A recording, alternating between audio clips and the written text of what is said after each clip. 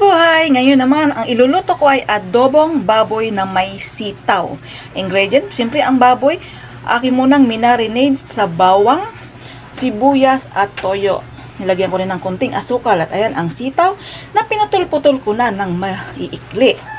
Ang bawang at sibuyas, hiniwa ko na rin po yan.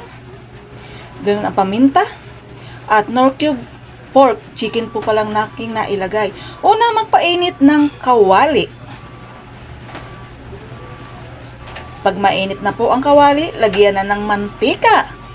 Lagi ko pong pinapaalala mga misis, kawali po ang ating paiinitin, hindi po ang ating mga ulo.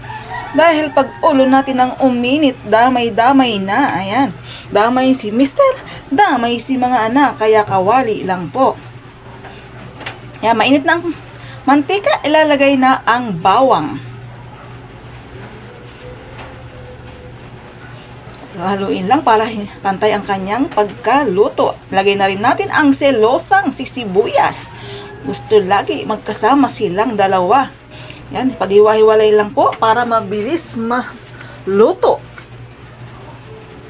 Hintayin lang nating mag golden brown. At ayan, golden brown na. Ilalagay ko na ang aking minarinade na karning baboy. 30 minutes ko po yung minarinade. Bawang, sibuyas, toyo, kunting asukal at paminta. Doon ko lang po yan i-marinade ng 30 minutes para nuot sa loob ang lasa ng ating ingredient. Kahit ano pong i-adobo ko, lagi ko pong minamarinade.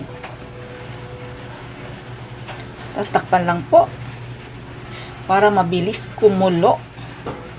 Ayan, nakulo na. Pre, haluin ko para yung toyo niya o sangkap niya ay mahalo sa ating karning baboy. Hintay lang natin siyang medyo magmantika. Takpan na lang uli natin. At syempre bubuksan. Ayan, medyo nagmamantika na siya ng konti. May konti na, may konti pa. Ayan. Lagay na ng tubig. Kailangan nakalubog yung karne sa tubig.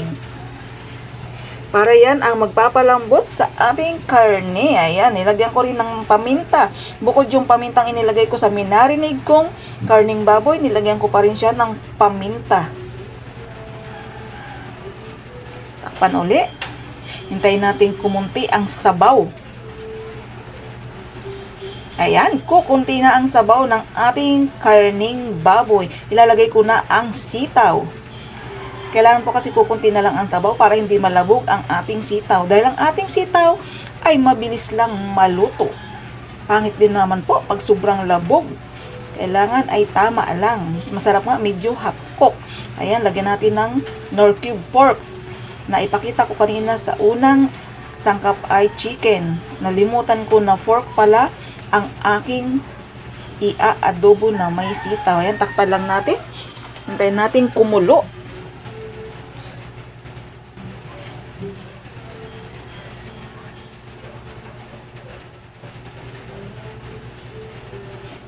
Ayan, nakulo na. Buksan uli. Kukunti na talaga yung sabaw. Ngayon naman, hahaluin ko muna. Ayan, saka lalagyan ng suka. Pagkalagay ng suka, haluin lang saglit, tapos takpan para daw wag tumakas yung suka. Sabi ng matatanda,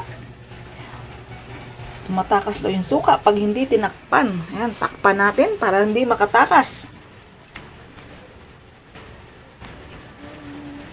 O, ayan, luto na. Haluin lang natin. Ayan, wala nang, kukunti na ang sabaw. Luto na ang aking adobong baboy na may sitaw. Kung nagustuhan nyo ang aking video, pakisubscribe, like, and share naman po. Marami pong salamat sa inyong panonood. Kainan na!